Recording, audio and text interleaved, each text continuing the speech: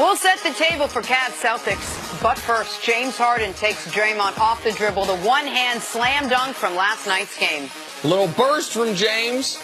Oh. Draymond thought about it, jumped a little bit, and said, Harden's got his number. Little fewer He's plays. going to make a series of posters through this series. Little fewer plays like this, Draymond, maybe you would have been first team all defense. I know you're all in your feelings about it, but showing you on these highlights a few too many times, bro. Okay, so Draymond wanted to redeem himself, but Clint Capella says, I don't think so, sir.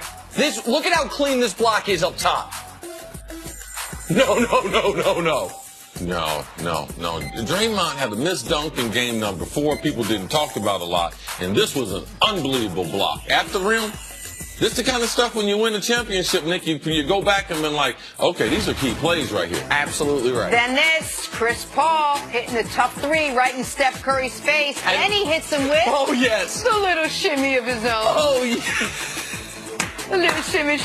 Let's watch it again. Let's take it in. The shot's fine. No problem. The shimmy is galore. Steph sees it. He's like, How could he not? Oh, yeah, Steph said after the game in the press conference, he deserved it. Oh, yeah. He said, listen, I'm not going to stop shimmying. One shimmy deserves another. I will say, if you compare shimmy, Steph does the shimmy a little better. He's had more practice. Absolutely. Chris Paul does the shimmy kind of like a old dude. I didn't want to say it. Yeah. Okay, CP3 just getting started. The amazing double pump three-pointer. You know who liked it? Who was impressed? J.J. Watt and Justin Timberlake. Oh! Justin Timberlake, now he's one of my favorite all time. He's a big basketball fan. Huge basketball fan. Doesn't he own a piece of the Grizzlies? Like a small piece of the Grizzlies in Memphis? Yeah, that's a good pickup there. Yes. Look at J.J. Watt, good Lord. That's a grown man. Right, with the extra medium T-shirt, JJ, we see you. Yeah. Not a bad side piece either, JJ. That's not side piece. That's his girl. Oh, okay, no problem. It's different. Not What's side the difference? Piece.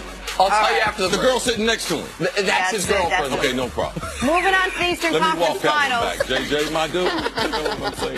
Nothing like. Game 6 tonight in Cleveland. Boston won Game 5. Those guys in Wisconsin are frisky, though. They were good at home, and LeBron was tired on the road. Boston hoping to be good on the road, and LeBron rested at home. LeBron James facing elimination in the Eastern Conference playoffs just for the first time since 2010. Here he is talking about it after Game 5. Going back home, we have a comfort level, and a lot of our guys have a comfort level of being back home and playing off the fans and playing off our crowd, playing off that court, being more comfortable being back home for Game 6. So, we look forward to having an opportunity to force a Game 7. The game is it's up to us to see if we can, come back here for one more. All right, Nick, besides LeBron James putting up 100 points on his own, what do the Cavs need to do to win this game? Well, I reject the premise of the question, besides the LeBron James part of it. This is statistically speaking, the greatest elimination game player in the history of the sport. Nobody's ever averaged more points per game in elimination games. We talked about it going into Game 7 against Indiana.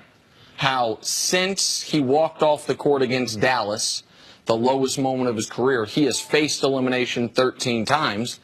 He's 10-3 in those games. He's scored at least 12 times. The one time he didn't was a Game 7 of the finals triple-double.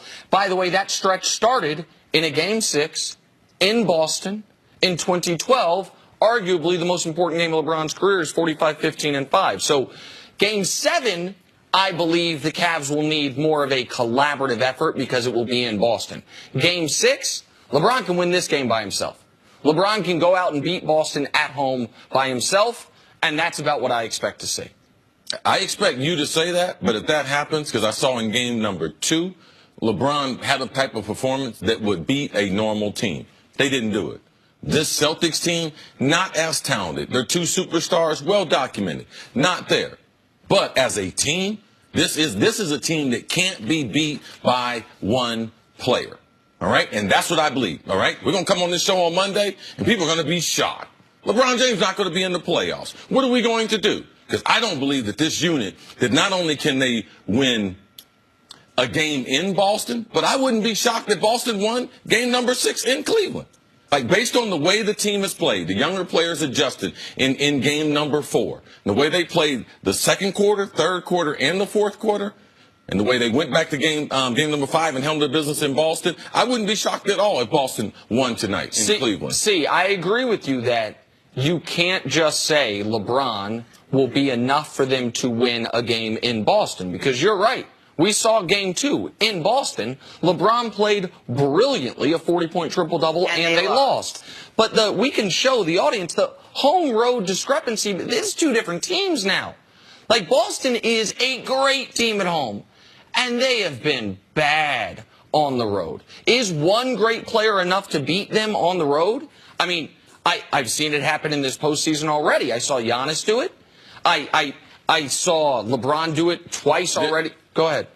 Who has more support, Giannis or LeBron? Giannis. Oh, okay. But I don't think, I expect LeBron to play better than Giannis's best game.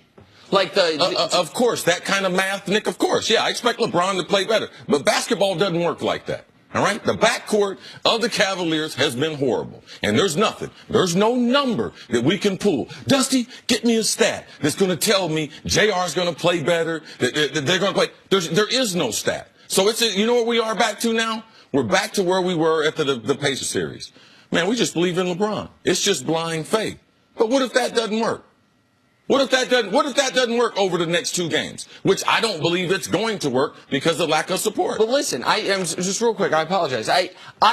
For game 7, he needs the backcourt to be better. They need, because when you're talking about how bad the backcourt's been, again, that's the games in Boston. So what if they lose tonight? What are we going to come on here on Monday? How are we going to explain it to people? If they lose... All right, because our job is supposed to give people some type of preview. Mm-hmm. We got 2 games before we're going to be on TV. Mm-hmm. And there's a chance they could lose tonight. So our job is to paint a picture as if they could lose tonight, because if they did, tonight's game is far more important than talking about game number 7. Sure, but I feel like a lot of what you're describing are scenarios that I think only apply to the Boston team in TD Garden. The Boston backcourt has not been better than the Cavs backcourt. Oh, okay. Well, let's just do the stats of the backcourt at home. How great they've been. Well, they haven't been good. All right? They've been better. The Cavs backcourt. Sure, they've been better at home. They played into about a draw, right? They still have been below the NBA average. Oh, of course. That's all I'm saying. I agree with that. And if you're saying, what are we going to do? Like, how am I going to explain it if the Cavs lose it tonight? Listen, I have to own it. I will have been wrong about this from the beginning.